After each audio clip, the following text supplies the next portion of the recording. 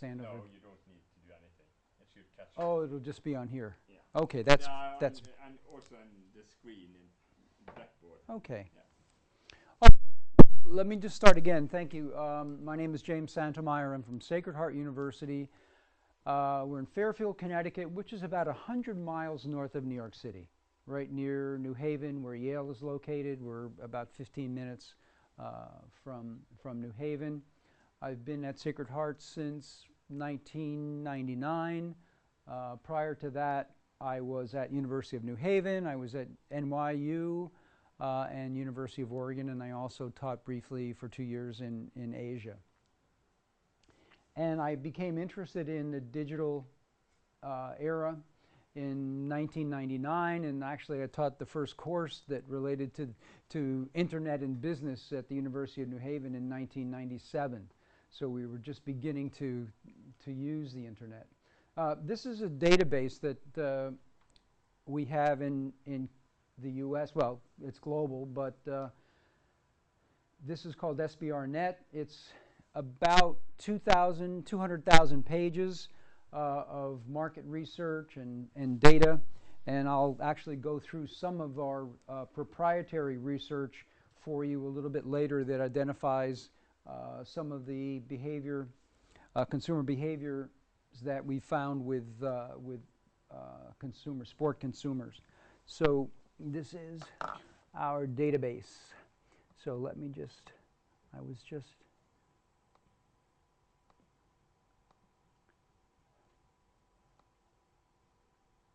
what I'm going to do first is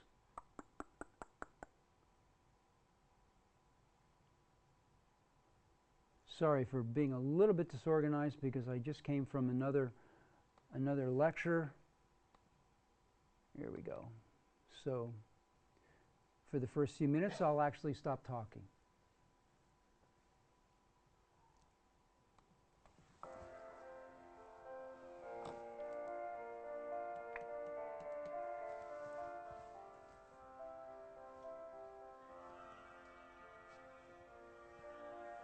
There's no connection for sound, so. Yeah. Oh, I can just use no. Yeah, but, no, but you don't have phone connection. Yeah. Okay, but we hear it.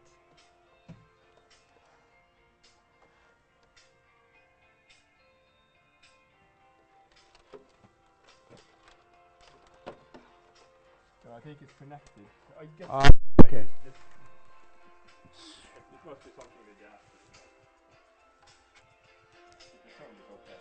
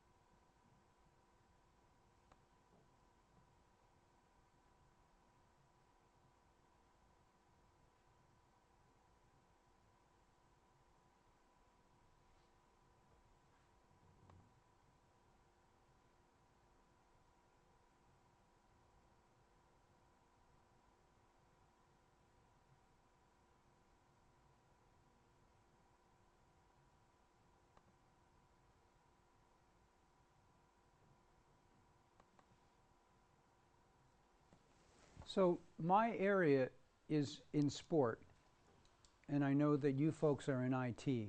So what I'm going to try to do is provide a context for you in terms of understanding how we integrate social media into the sport industry. So let's do a brain exercise. Good for us, right? Think back to 2009. You're now a group of IT people, IT specialists, who've been charged with creating the communication system for the 2012 Olympics. This is 2009. What do you know, and what do you need to know, and what do you need to know that you don't know for 2012?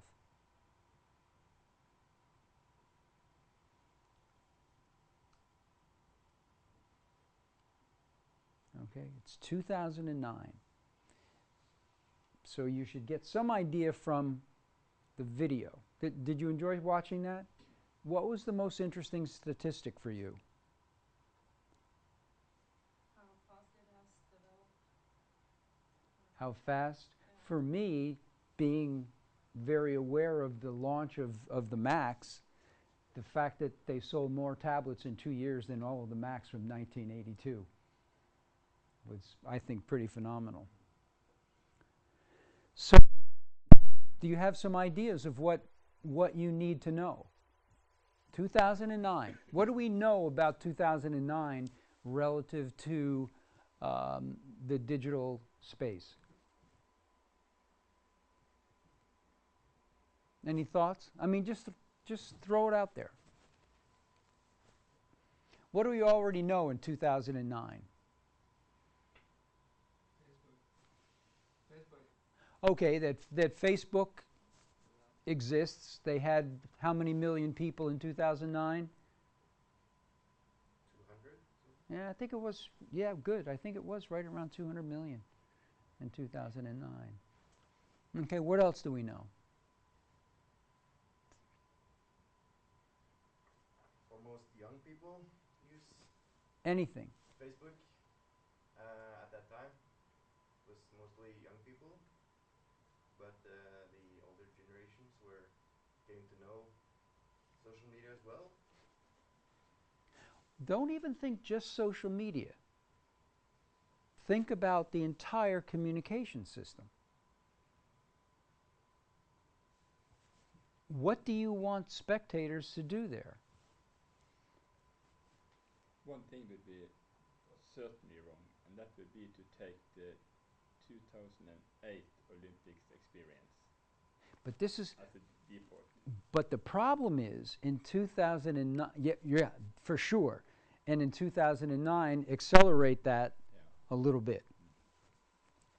And it's also interesting, and regardless of whether you're in the sport industry or not, but the mega events from 2006, the World Cup in Germany, all the way through Beijing, the World Cup in 2010 in South Africa, and then the Olympics in 2000. Each one of those mega events, there was an incredible leap forward in IT. In Germany in 2006, they had user-generated content. They had a unique intranet system. They were already batch processing credit cards wirelessly in 2006. So this was, all of the stadiums were wired together. So they were already processing a lot of data. I think the big new thing from 2009 until 12 would be mobile devices. Exactly, exactly. Because we didn't have that many smartphones. No. We had some. I had a smartphone all the way from 2003. Yeah. But it was more for business than for pleasure. So that would be one of the assumptions, that is that if people are beginning to use these things, that we should probably be ready in 2012 for many, many people wanting to access our Wi-Fi system, which requires what? Hmm?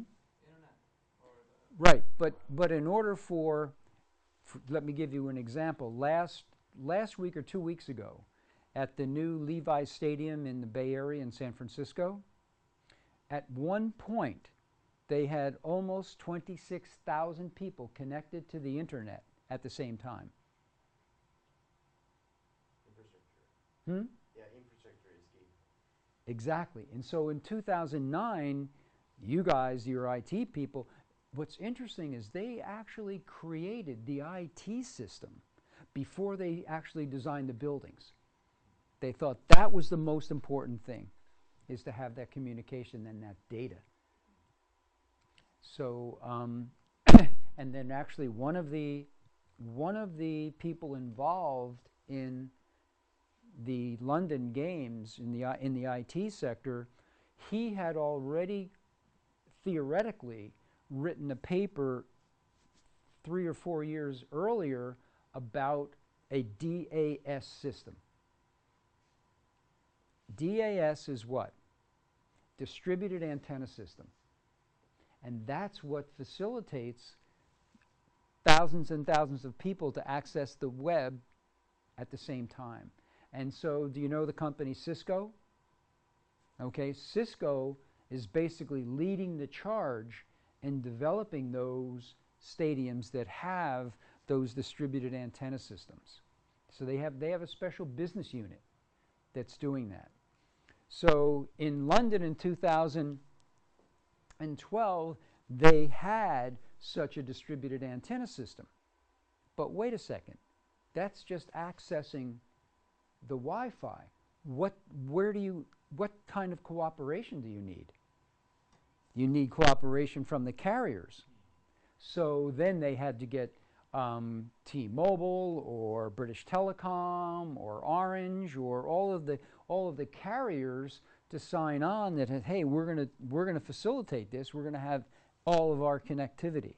So the point that I'm trying to make here is that you can't have social media and you can't have it work without the infrastructure and without the support of all of the carriers and everything else. So social media, and social media is nothing more than what? It's a communication platform. And Facebook is a communication platform. Twitter is a communication platform. What's the, from the standpoint of consumer behavior, what's the theoretical, the difference between Twitter and Facebook? What would you say? I mean, I know structurally that Twitter is a short messaging system, 140 characters, bing, bing, bing. But what about its use? Twitter is a lot swifter and the messages doesn't stay very long in focus. When do you use Twitter? Usually when you just have something short to inform people about, nothing you want written out in detail. Okay. Debates. All right. Something that is what? Relevant and immediate, and maybe even emotional. Okay, hey, I'm arguing my point. So Twitter is especially appropriate for sport consumers because, hey, here I am at, oh, did you see that goal? Fantastic, I'm here at the game. That also, isn't that the difference from 2009 to 12? That a lot of communication goes from person to person, not from a person to the official website, but between persons. As you say, you comment Yep. to your friends, which may be sitting in the same stadium, but another seat in the stadium. Exactly. And so Facebook is a little bit more sedate. It's a little bit more after the game. Here I'm pasting some photos of the game, and here's a picture of the goal, et cetera, on my Facebook page. I was there, but so, and I think that also that in my area in the U.S. is that U.S. sports are very different from, let's say, European football in one major way. What is that? Advertising? Yes, we do a lot more advertising, but the game itself, the games themselves, what's unique about the American games? Stop and go. Episodic, exactly. So you have absolute breaks in these games.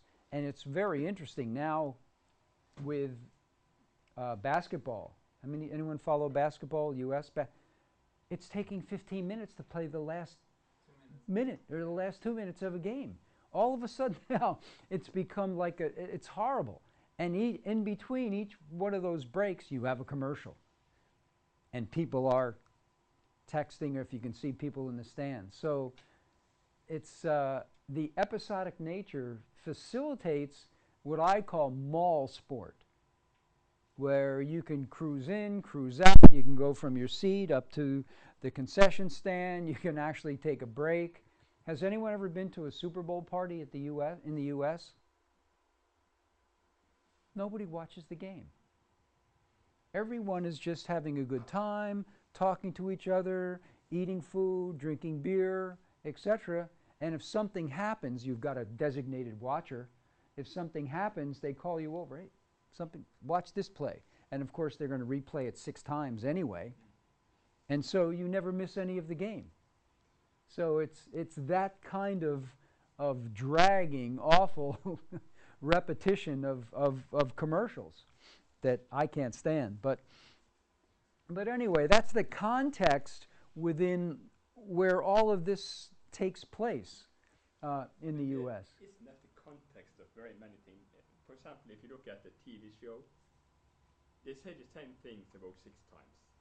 They say it before they say it, and then they say it, and then they repeat it 4 times. So the dumbest person will have got the point. But then it's sort of, they use an hour to give you 5 minutes of new stuff. I was telling the other group that I was just speaking with, I gave them a little bit of history of American sport. So I said that you're probably a little bit tired of watching 2.5 Men reruns. So that you might want to learn a little bit about American sport. But that's exactly, most TV in the U.S. is geared to about the 5th or 6th grade level. So let's look at new media technologies, and I'm going to skip through a lot of this stuff because you folks know that. But this is just about the globalization of sport. And really, without the digital era, sport would not be as globalized as it is now. Because in terms of international marketing and adoption of other countries' products, the local adaptation that you need for sport is simply what? Language translation for play-by-play. It's very, very simple. So if you wanted to bring the IPL over here, the Indian Premier League, and watch cricket, all you'd need would be to have someone call the game in Norwegian. So it's very, very simple. So we've been able to proliferate sport, U.S. sport or global sport, simply because of the ability to, this is not, okay. What's a prosumer? What's a prosumer? It's a term actually that was coined by Alvin Toffler years ago. But a prosumer is a consumer who also produces. And so how many of you have made a recommendation on a website or on TripAdvisor or contributed something to a website? You're a prosumer. You're consuming and producing at the same time. So those people who are using social media are producers. And literally, because of the capability of digital devices, you become your own broadcast channel. And this is what some people on YouTube or in other social media networks have become, essentially. They've become stars of their own networks. And marketing people are just starting to realize that there's a whole marketing trend that's occurring outside of traditional marketing. And it's due to this prosumer movement. For example, the National Hockey League in the U.S. In 2005, how many hockey fans here? Yeah? So did you follow NHL or just a little bit? Rangers. Oh, all right. So in 2005, the Rangers, they all went to Russia to play because there was a lockout. And what they did essentially, and again, from a marketing perspective, the head of the NHL knew who his fans were, and he knew the demographics. And he knows that hockey fans have a tendency to be from a higher socioeconomic level. You can't tell that by watching them in the stands, but they are. So, and the reason is what? Hockey's expensive. If you're going to play hockey even at a minor league level or as a youth level, you've got to pay for ice time, you've got to pay for equipment, and so it's expensive. And so those people who are in a higher socioeconomic level have a tendency to be first adopters. They're the ones on your block that bought the DVRs that first came out, or the widescreen TVs when they were $5,000 for a flat screen, etc. So the NHL knew that, and so in 2005, they didn't have a big sponsorship, and they didn't even have a cable contract. So what did they do? How did they broadcast their games in 2006? No, YouTube. The NHL was the first professional team to use, and remember, YouTube, that's social media as well. They were the first professional team to have a YouTube channel. And then they incorporated other marketing strategies. They created, do you know, who's the superhero for the Rangers? Do you know? My eyes, the Norwegian Zuccarello. So the NHL created a superhero for all the teams in the NHL, so that in Chicago he's the Wind or something like crazy thing, to appeal to the younger generation. They created also the Winter Classic game. Do you follow that at all? Which, okay, great. Now you can watch hockey outside and drink and be cold. So, but every NHL team wants to have now and wants to host the Winter Classic game because it's so popular. Something different. So they used all these strategies, and they understood the emergence of social media early in 2006 when Twitter was not even really available in 2006, and Facebook was still in beta in 2006.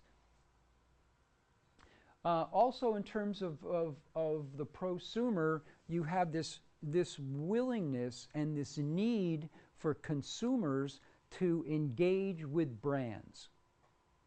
And because of that engagement, the value of a product or a service for consumers is co-created. And this is a very important concept within the prosumer movement, that brands enable consumers to be equal problem solvers. You're contributing to the development of those products and services. And so the real influencers are no longer marketing people, but you. You're the prosumer. How many of you are consulting websites before you buy products, looking for recommendations from other people, looking for things on TripAdvisor, and all of this is prosumption. So this is the prosumer economy.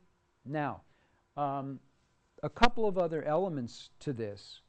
One is that we're in an attention economy, which means that marketing professionals and brands have to gain the attention of the consumer. But consumers fight against that, don't we?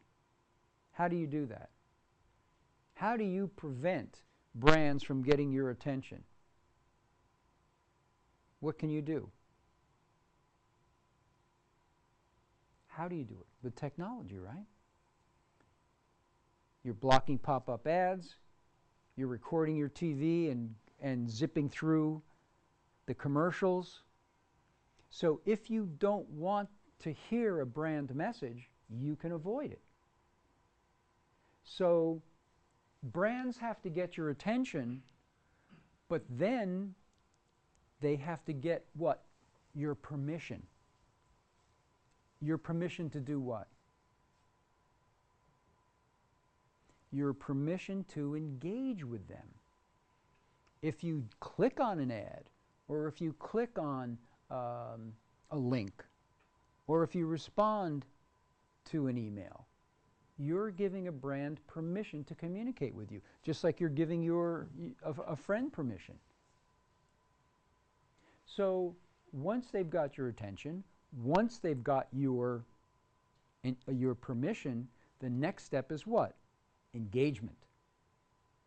And this is the critical element, that consumers want to engage with brands. And they want to engage with sport teams, they want to engage with athletes, and this is where, again, where social media comes in. So it's about shifting the business model to one that is more a relationship-driven model. That for brands, it's much easier to enhance the relationship that they have with brands rather than trying to continuously get new customers. Do you see a difference between the US and Europe, for example, when it comes to relating with brands? I think here we have, when it comes to the soccer team or football team, it's very similar. But when it comes to a product, I think people in the US are perhaps more connected sort of to the restaurant they use, or the hotel they use, or the dishwasher powder they use than what we are here. It may be. Yeah. It may be, but I think also it's on the brand side that the brands are attempting to connect with consumers. And that if a consumer feels like they're being listened to, or if they feel like they're able to contribute to that product or service, they're more likely then to use that product or service. Yeah, of course, it's you often make the fault of using yourself as an example. But for example, I would never ever want to communicate with any company of what shampoo I use or dishwasher powder I use. But perhaps with the airline I use, and very often it will be sort of critical from my part. I want to do this, why can't I do this on the website, why don't you provide this service? And I see on the sort of SAS sort of Facebook page, you get lots of criticism from customers. Yeah. You may be happy with the service, but I don't go to a website and say I'm happy with the service. I go to a website and say your service can be improved by doing this. But and you bring up a really good point, is that if a brand decides to engage consumers and to provide those opportunities, then they have to be responsive. Yeah. That's what they have. Yeah, I think that's very important. Absolutely. It's a decision you have to make. Exactly. Yeah. You make a decision. Either you jump on board with this and you designate resources and personnel, and you take it seriously. Then it may work. But I think also how many of you, after you buy a product, you get an email saying, "Are you satisfied with this product?" Are you doing that? All the time. Yeah. All the time. And then at the very bottom of this email, it says, the responses to these questions are not monitored. So they're doing it just as a formulaic. Okay. So here you are filling this out, and you think somebody's going to read this and do what you want, and then you read the fine print down below. The responses are not, read the fine print. So I said, I'm not doing this anymore. No one's reading it. I did have a conversation, though, with someone from BlackBerry, because I was really a BlackBerry fan. I wanted to keep my BlackBerry. Excuse me.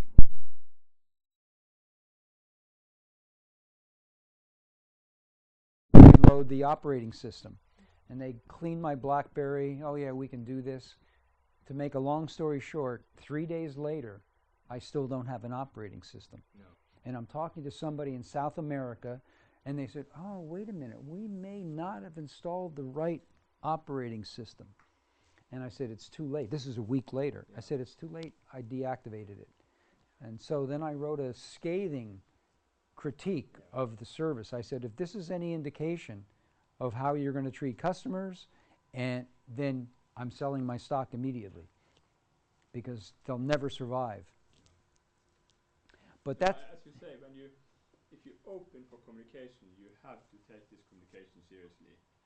I recommended that firms, even before you had the social networks, you could send them an email.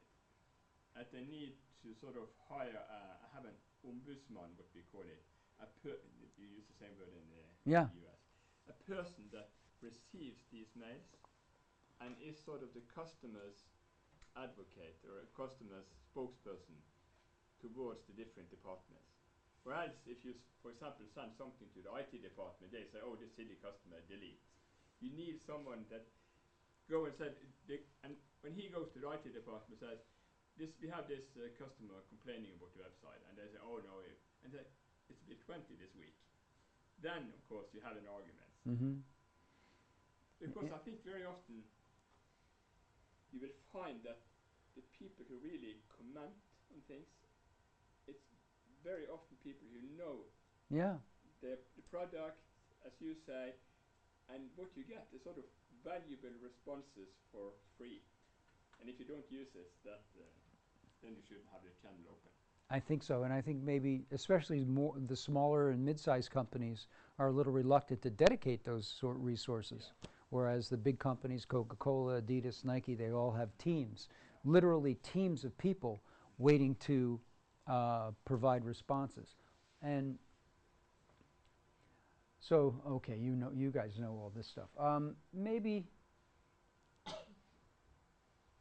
you know the word aggregation? Okay, well, the word aggregation that we use, where the goal essentially for a brand or a website or sponsor is to aggregate as many consumers as possible. So aggregation is an important word in new media and in social media. In sport, there are two primary technologies, and you probably already know these, that contributed to sport on the internet. Well, of course, broadband, but then nonlinear editing, where we can layer in content on top of content already, and digital compression. Those two together really contributed to the ability to broadcast sport over the internet and to give it that HD quality now that it has. And of course you all know this. I'm going to jump through here just to show you a little bit about internet penetration in Europe in 2012, much higher than the world average. And again, internet users. I was speaking to a group in Heidelberg, Germany in 2005, and someone mentioned that Germans would never read the newspaper online. And I said, well, that's because you're still using dial-up.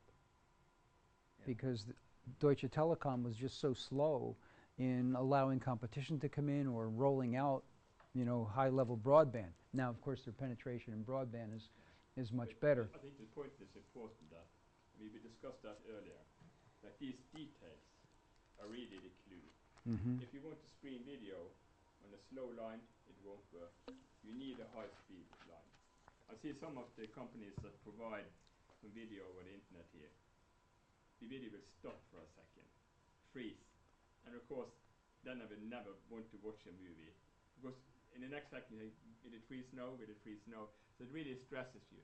So you need completely continuous sort of coverage. And the consumer has to have up-to-date equipment to receive it. Because if you're trying to reach consumers who are still using Windows 95, that's not going to work either. So I think one of the successes of Amazon was that when they started in 1994, they were text only. They really sort of adjusted with the server capacity. Exactly. And they never tried to exceed that. Yes, I think that broadband here is terrific. I mean, broadband in my hotel, I just went to netflix.no, logged on, and watched my my movies. It was terrific. I think online marketing, certainly, if we're looking at 250 billion in internet marketing worldwide, very important. Advertising growth in terms of online advertising is growing, almost equal to the US.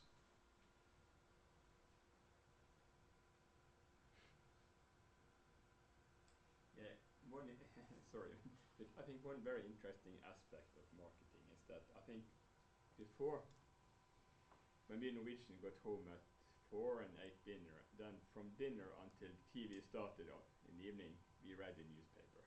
So you really read the newspaper. And now what we do, we scan the newspaper. So what advertisers find out is that we don't recognize their ads any longer. Okay, if it's a full page ad, you may see it, but not the small ads, but you go at this speed through the newspaper. So what has happened in Norway is that we have, as you have in the US, a sort of decline in the number of subscribers, but the decline in marketing, the last year have been close to 50%. And I think that's because marketers see that they don't get any effect of the ads in newspaper. And some of the same problem you had online, because you're bombarded with advertisement from so many different sites that you can't afford to sort of relate to them anymore. So we refer to this, there's a high level of media fragmentation and a high level of consumer market fragmentation. So, and also you were talking about reading the newspaper, but I would imagine that most of you select where you get your news from. In other words, you're not limited to the newspaper. Where are you getting your news? You can be getting it from the New York Times or the Wall Street Journal or from the Boston Globe or anywhere in the world. You can get your news feeds. So I would imagine that we all are now getting very highly specialized news, the news that we want to learn about. In the US, we've got Democratic news and Republican news. And the Republicans aren't listening to the Democrats, and the Democrats aren't listening to the Republicans. I mean, that's maybe why our government's so dysfunctional. But again, spending, remember, TV is still the most important element. Here's some key areas that contribute to the sport industry, the optical tracking systems, and I think also once we become fully immersed in the Internet of Things, the amount of data that we're going to be collecting in sport is overwhelming.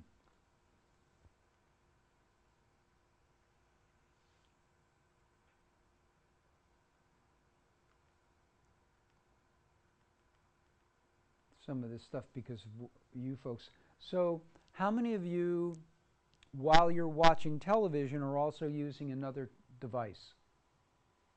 Don't be afraid to admit this. Okay. So you're watching TV, you're using your mobile, you're using your computer, and in fact, you actually may be looking at totally different content. Right? How many of you wake up and the first thing you do is turn on your mobile phone? Okay, good. At least they're honest.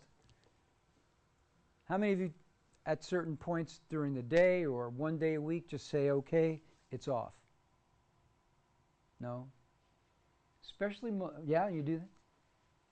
Yeah, because I don't have that smartphone. Ah, okay. So there's so why bother? Temporary. So, Is that a Nokia? oh, actually, Samsung. Oh my Temporary God. solution. Save that because that's going to be valuable in a number of years. And put that in the museum.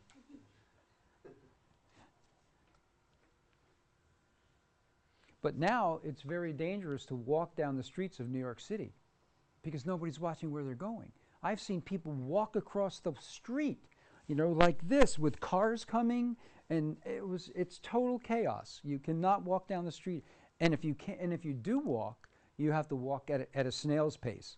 It's so funny. Not funny, but it's dangerous. And of course, we're texting and driving. Phew. Next will be texting and walking. Yeah. Ban. Get the fine. They have designated lanes in China now. No. Mobile speakers. Terrible. So, so you have people who are operating two devices. So you have what we refer to as the second screen. And this has become very important for marketers because what we've realized is that you can't delete the marketing content coming across both screens at the same time. So you're bound to get something coming in from one of those two screens. How many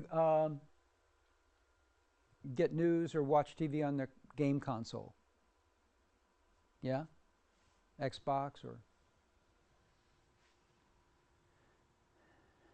This is important, and especially in terms of major broadcasts like the Super Bowl, the Oscars, or the World Cup.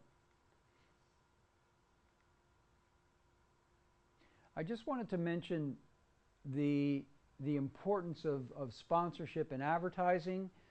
In the U.S. especially, you have AT&T, you have Verizon, you have DirecTV, and you have Sprint. You have telecoms heavily involved in sport. And they're sponsors, but also they're distributors. So they're benefiting from that.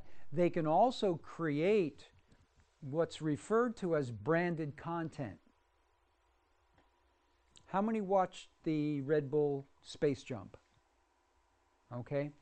What you watched was Red Bull branded content. And branded content is becoming more and more important because it got your attention, didn't it? The Coca-Cola bears that were mentioned in the video, that's branded content.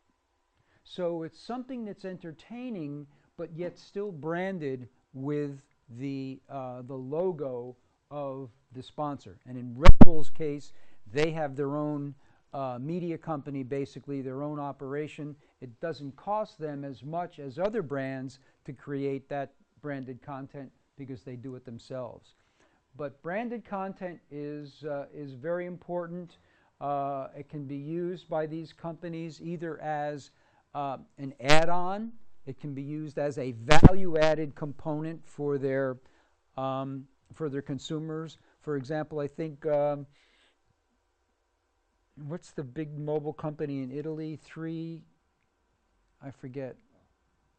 Regardless of, they provided coverage of America's Cup free to their subscribers, value added for the consumer.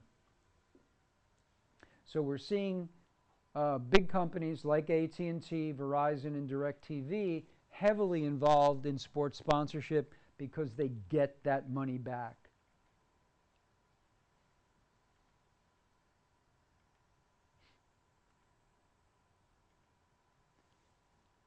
And we're talking about, I want to switch now.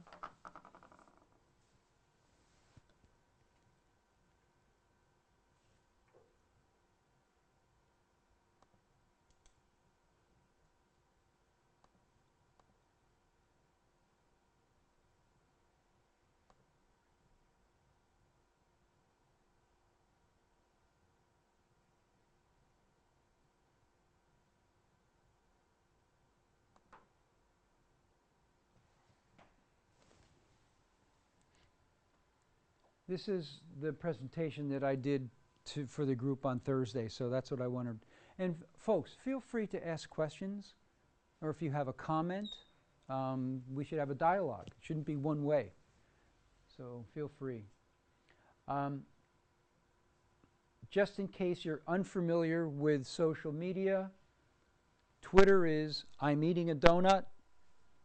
Facebook, I like donuts. Foursquare, this is where I'm eating donuts. Instagram, here's a vintage photo of my donuts. YouTube, here I am eating a donut. LinkedIn, my skills include donuts, donut eating. Pinterest, here's a donut recipe. Last.fm, I'm listening to donuts. And Google+, I'm a Google employee who eats donuts. So we all have a common frame of reference. So some of this I've already mentioned. So we are in a very, very dynamic marketing environment globally, again, especially in the US. So building brands, creating communities, that's become more important than selling products. And the importance of word of mouth referral or word of mouse referrals is very important. So basically, companies or brands can either ignore this trend or embrace the trend. But how they embrace the trend is really important. So I mentioned all of these already. The only element that I didn't mention was brand loyalty. That the relationship-driven dynamic contributes to brand loyalty. And that we are operating in ecosystems.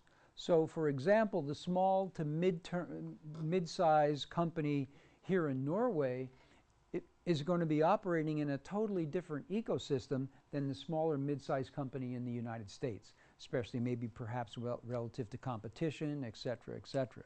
So if companies are thinking about creating social media platforms and providing opportunities for consumers to connect with them, they can do it within their own ecosystem. You guys know what we mean by an ecosystem, characteristics of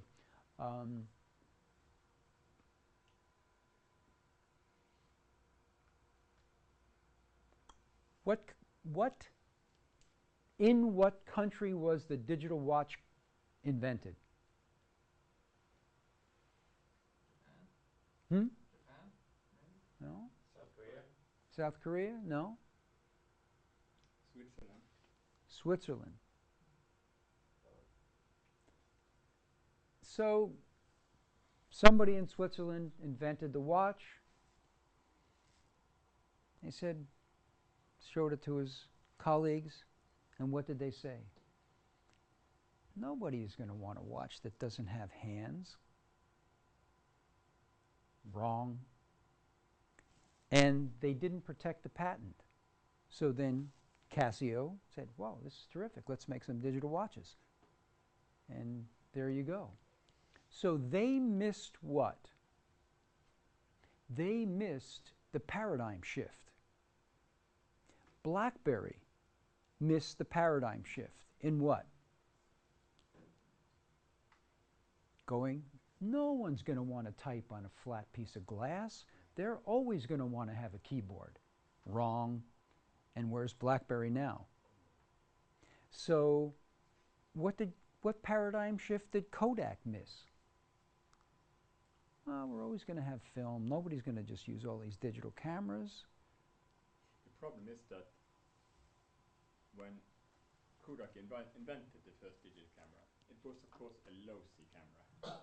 What they didn't see was this extraordinary sort of volume increase in pixels or transistors that you can put on the chip. Yeah. So the problem is when you get this invention, this digital watch or whatever, and people say, quite rightly, nobody will use this. But of course the problem is you don't see the next generation or the one behind that. The unknown unknowns. The unknown unknown. Yeah. Do you want a break or should we just continue to 4:44? I'm okay. I don't need a break. I'm used to working 5 hours straight, no problem. What do you say? Should go. Yeah. Let me continue for half an hour more, so to 3:45. So again, as I mentioned, co-creation of value within the ecosystem that the consumer and the brands are operating, that's where your co-creation of value takes place. Now, what about you guys? 37 or almost 4 million people, 93% penetration in internet access. About a quarter of you shop online. I'm sure all of you shop online. What are you buying? Home electronics, clothing and footwear, and books. probably e-books. Can I ask you a question? Where's that picture taken? Guranger? Sure. All right. I'm excited. And 23% of these shoppers want delivery within 2 to 3 days. Thank you, UPS. This will give you some idea about once a month shopping, every 6 months, once a year, less often. So you've got a pretty large percentage of people who are buying online at least every 6 months. From foreign shops, yeah. Yeah. And you're buying electronics, clothing and footwear, books, DVDs. Forget DVDs because the most recent research that I read is that the Danes are now downloading or streaming all their music. They're not buying any DVDs. You folks aren't buying DVDs anymore, are you? So, But I'm an old man. yeah. have a Yeah, problem it's there. about those 8-track tapes. Oh, yeah, it's about those cassettes. Oh, yeah, it's about that VH that eventually you just take them and say, "Phew, it's gone." We have a problem here that there's a limit for 200 kroner. If you buy from more than that from abroad, you get this value added tax. you may even More get- than 200 kroner? You Yeah, can't it's buy a very low. candy bar.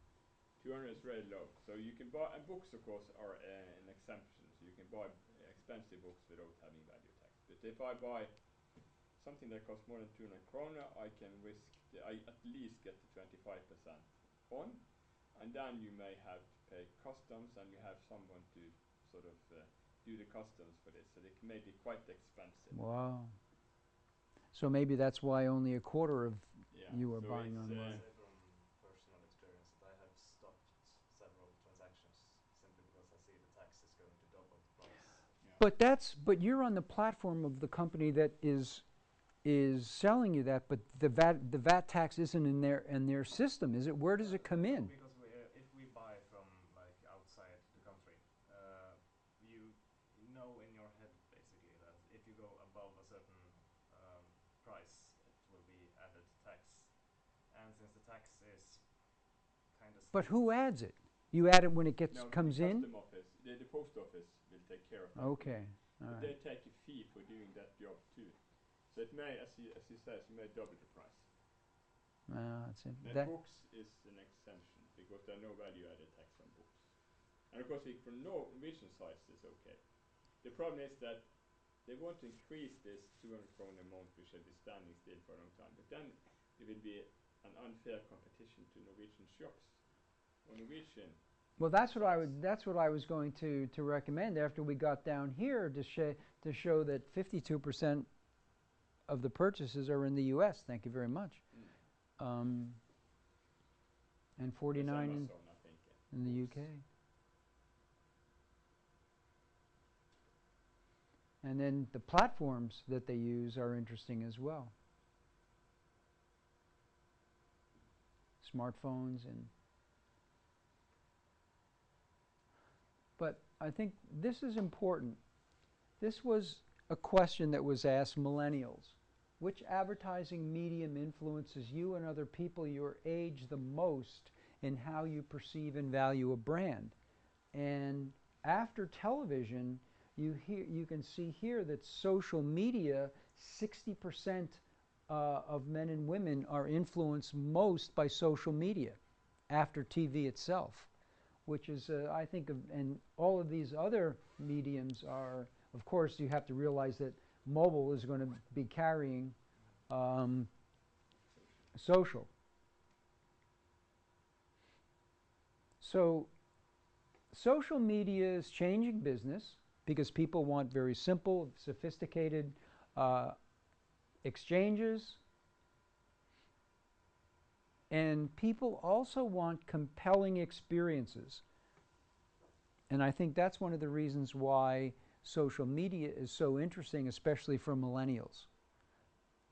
You want to tell people where you are, what you're doing. You want to chronicle. You want to identify and to formalize sort of what you're doing. How many have social media apps on your smartphones? Okay, the app is critical. How many have a lot of apps on your phones? How many of you use those apps? Frequently, infrequently? Some. We're now seeing some research that's suggesting that even though people may download all of these apps, that they're not using them. They're not opening them. Or they may open them once a week or once a month or once in a while. But the app for business is critical. You have to have an app. And so in terms of business, and this is where probably your integration would be most likely to occur in terms of IT and business, we're using social media to increase brand awareness, to share or inform people about new products, to interact, to get feedback, to create relationships, and develop opportunities for campaigns and raising awareness. There's one thing here that I think is critical, and that's like Amazon sends me perhaps a sort of promoting email once a year. Very smart. Some companies try to send me an email once a month. What do I do with them? Or once a week? Yeah, or once a day. Or yeah. I unsubscribe, or if I can't unsubscribe, I make a message where you're saying throw away everything that comes from this site. That's a problem. Yeah. So they have to sort of, I think that could be an interesting job to do, to be able to sort of distinguish your consumers depending on how much low, because somebody may be happy to get a message a day. And smart brands do. Yeah. Are we sending you too many? Do you want just a few? And so you can choose how often you, for some brands, you can choose. Now, I just contributed money to the Democratic Party. I'm like overwhelmed with emails from every Democrat who wants money across the country. Yeah. I said, stop it. And I even unsubscribed, and they're still sending me these emails. Like I'm crazy with these people. Yeah. So I agree. So they have to sort of sit down, sort of compute for every consumer. This is this conservative guy that doesn't want more than one message a year. Which message should be sent? yeah. Yeah. But I also appreciate getting some information about new products every once in a while, or some promotion Once that in a while. yeah. I Once downloaded this app from a Norwegian newspaper that sent me 3 headline news every day. No, I don't want. I perhaps when it's really important news that's considered my job or Molde Yeah. or Norway, I may appreciate to have it automatically, but it has to be very few. Absolutely, I agree. So this is to give you some idea of what apps are using, and look at this. Social media apps, the increase. This is from August 2014, and this would be the length of the session. But also you can see that sports apps are also very important. So you can connect these two. And this is time in the app. Social networking up 49%.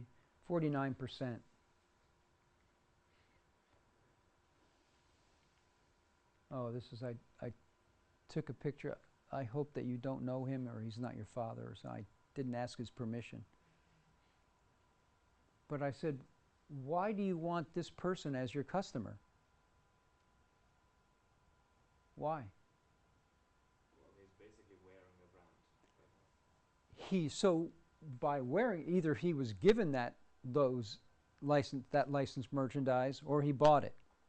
So if he identifies with your brand or your product, he's likely to support that brand community, to be highly identified with the brand, and to purchase. So that's the kind of consumer that you want. Dedicated.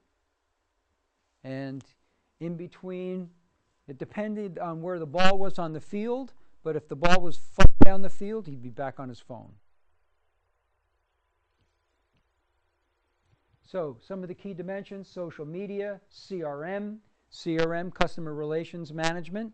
Now we're also looking at the possibility of making this an E and referring to to customer experience management. Gathering insight, looking for ways to connect, provide engaging opportunities, social branding, building affinity for the brand.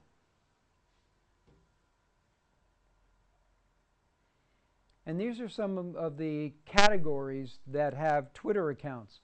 Interestingly, the food consumer products, 100%, banks 894, chemicals 93, utilities 91, this is in the US of course, specialty retailers 84, and of course mining and oil products are not so interesting for consumers, so they only have 67. However, and this is also very interesting, is that we're seeing Twitter being used in a B2B situation, that within a company, I met a VP at Cisco on a plane one time, and she uses Twitter all the time to crowdsource for her employees. If she has a problem, hey, I've got a problem, any ideas how to solve this? On Twitter, communicates with this, and it really facilitates her operations, and she can do this while she's sitting on a plane. So it's not just B2C or C2B, it's B2B. And number of Twitter followers. Here's another important point in social media. Facebook may have almost 14 million, and Starbucks 6.5 million, but the number of followers isn't that important. Why? Because they're not responding. We're seeing a response rate of about 1% to the brand messages coming out. 1%. So if you're a small or mid-sized brand, mid-sized company, and you've got 200 followers and they're responding on a regular basis, that's terrific. Or 300 or 400 or 500. It's the engagement level of your consumers that's really more interesting than the absolute number of followers. And some of the popular brands on Twitter, of course, YouTube, Instagram, Twitter itself, but then we come down here, CNN, New York Times, FC Barcelona, Real Madrid, Uber, BBC, Vine, which is the video dimension of Twitter. And this was, again, September 2014. Another important relationship here is that Internet users and active Twitter users, more Twitter users are buying online than simply using all Internet users. They're more active in purchasing. 40%, 47% via mobile.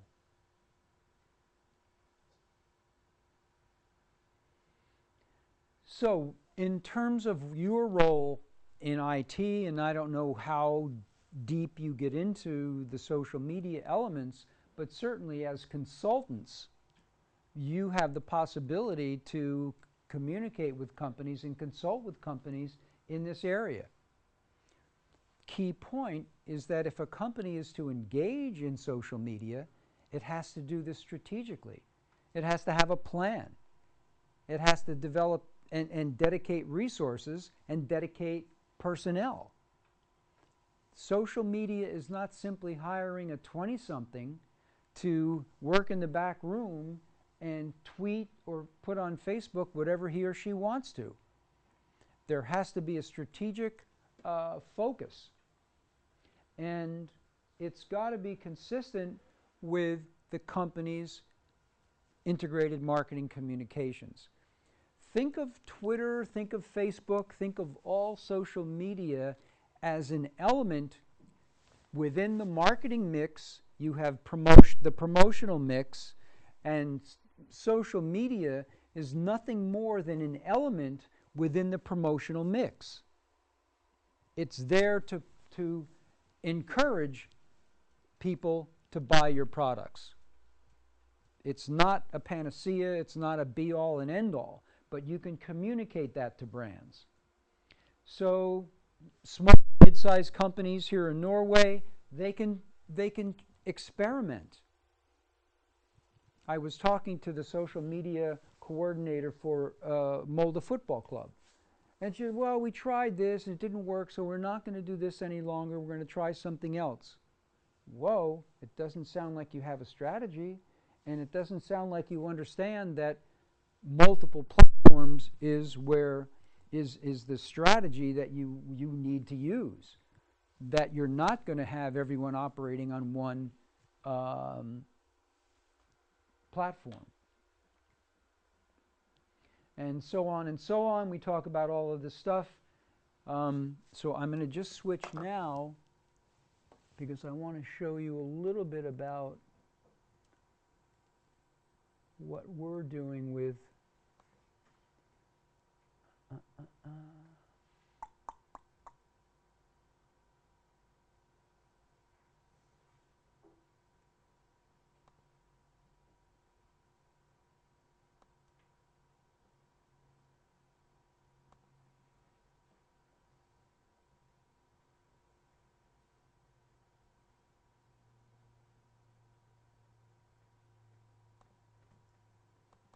here we go.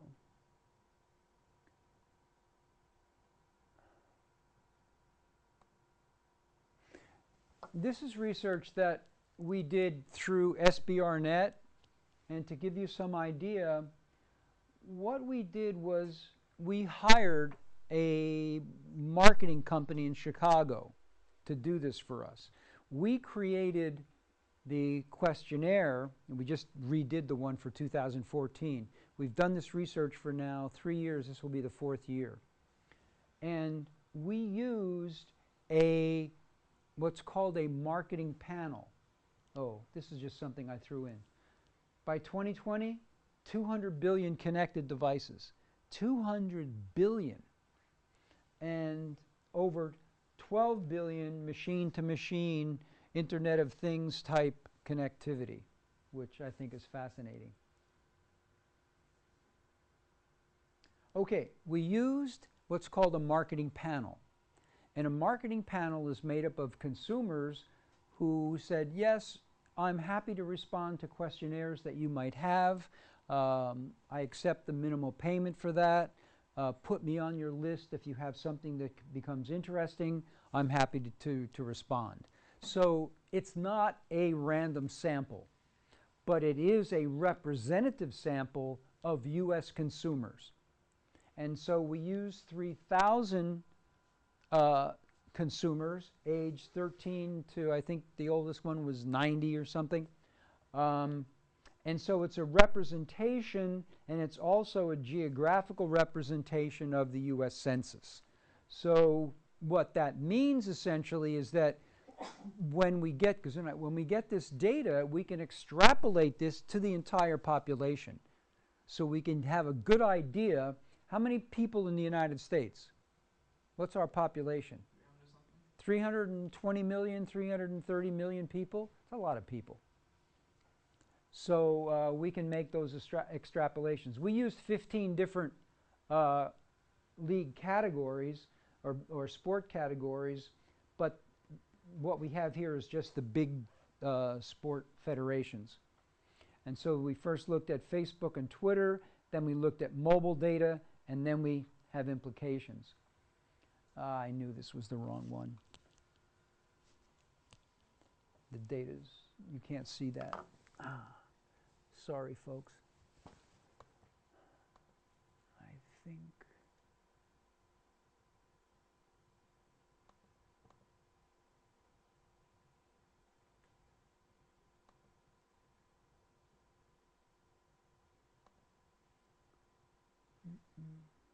Just 1 minute.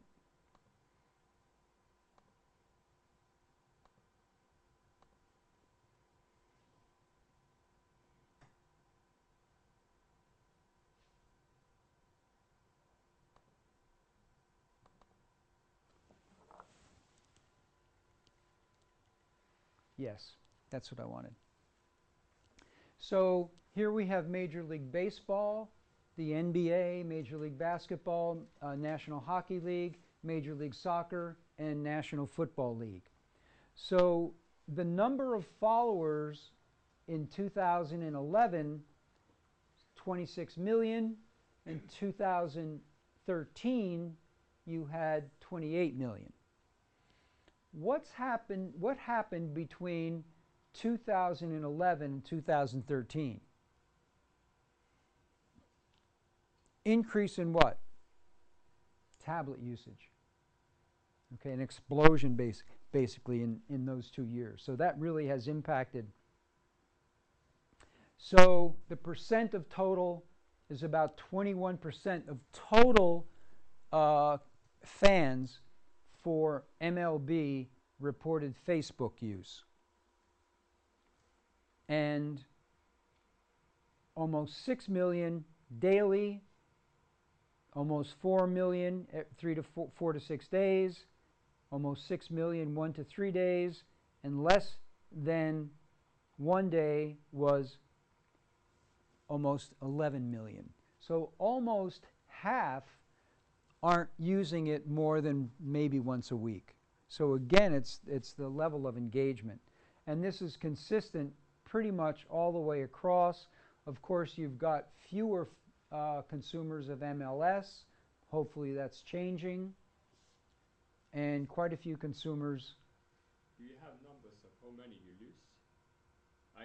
Every year you will have some new additions, some new people coming in. But do you have something that's fed up with No, they're just 3,000 people every year. Yeah. So we don't keep that same group. It'd be interesting to know if Yeah.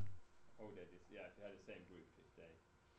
So and when you look at the percentages here by age, remember that if the percentage changes, it's not necessarily that fewer people are using Facebook in this age group necessarily, because it may change in this other age group too. But we do know, and this shows very clearly, that this age group in the 13 to 17-year-old, these people are moving away from Facebook, and they're doing much more with in Instagram and the photo apps than Facebook. But we're also seeing, and I think partly because of the increase in tablets, we're also seeing more people in the 35 to 49-year-old age group increase. And even 50 to 64 has stayed about the same, and 65 plus has stayed about the same. So it's the Generation X and some upper level Generation Y people are operating here. And again, that's pretty consistent all the way across. But here, look at this, very interesting, but an increase in,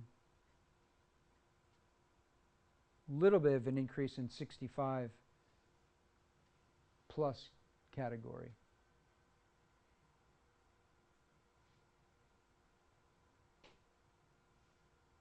And then this is Twitter usage. Relatively low in Major League Baseball as a percentage. NBA about 10, but almost 14 by 2013. Again, a little bit of a jump here. Pretty big jump here. And pretty big 3% jump here as well. And then age group, again. It's the big, about the same. It's interesting that in Major League Soccer, It took a dip in 2012 and then right back up in 2013. So this is just very crass market research. But the point is, if you're a brand or a sport team, you're going to want to know where your consumers are and what platforms they're using and what devices they're using. And then we looked at the mobile highlights, and then we're looking at mobile ownership and usage during a game while you're attending. And about 37 million attended MLB games. Of those who attended, about 33 million owned a smartphone or tablet. In the United States, smartphone penetration is very high. It's about 85%. We're almost only selling smartphones now. And what are they doing while they're using their smartphones? They're taking photos. Many are texting friends. Some are checking scores. How many of you have used your mobile while attending a game? So what did you do? Check scores of other games, texting friends, visited specific team websites looking for information about athletes. I know what we do. I'm sort of a movie fan, so if I'm watching an older movie and I see this character actor, I say, oh, whatever happened to him? So I'm looking up to see, is this guy still alive? I'm relating to those people who are still alive now. So, as I mentioned earlier, 2.13 terabytes of data were used during a football game because almost 25,000 fans were able to connect to the Wi-Fi system at the same time.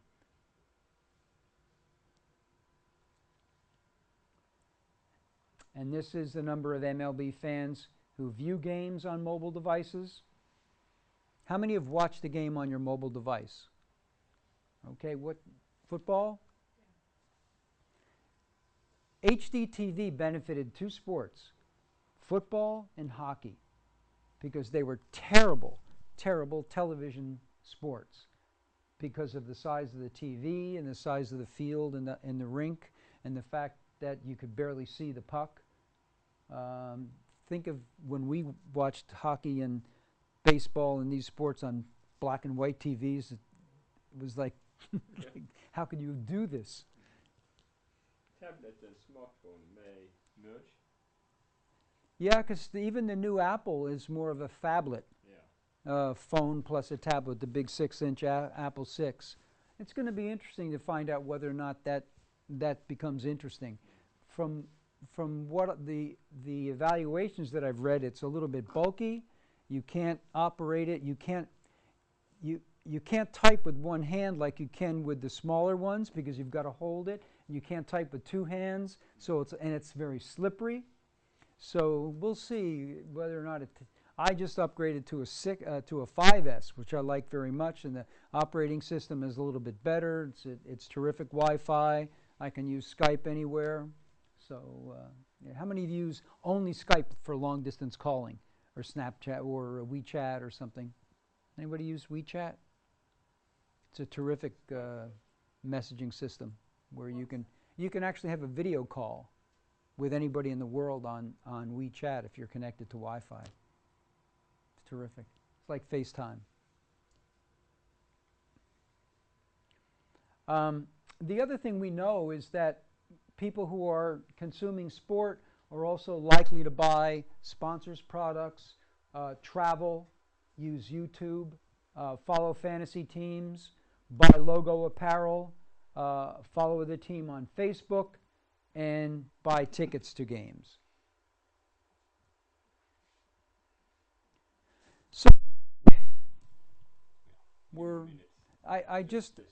do you folks have some questions? So what I tried to do is, I'm certainly not going to try to teach you anything about the technology behind this because you know this, but just to put this in the context of consumer behavior, in the context of how businesses can benefit from social media, and to argue that that social media is not just a fad. I think that it's here to stay and that it is changing the way businesses operate globally. And it's a matter of whether or not, in the United States, 50% of our population are millennials. Okay, people who have grown up with a computer and who are using these platforms. I also recommend on frontline.org, which is a public broadcasting channel in the United States. You can get it here. There's a terrific documentary called Generation Like. And it's about 53 minutes. You can stream it. And it puts the marketing piece totally together. And it's an expose of how brands are co-opting the millennial generation into doing their marketing for them. That's a very, and if you're in IT, if you're in marketing, and you want to understand this area, watch Generation Like. It's on frontline.org. Thanks very much. I had a good time. Thank you.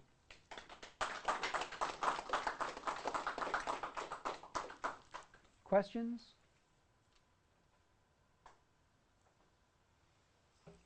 Yeah. Anyone?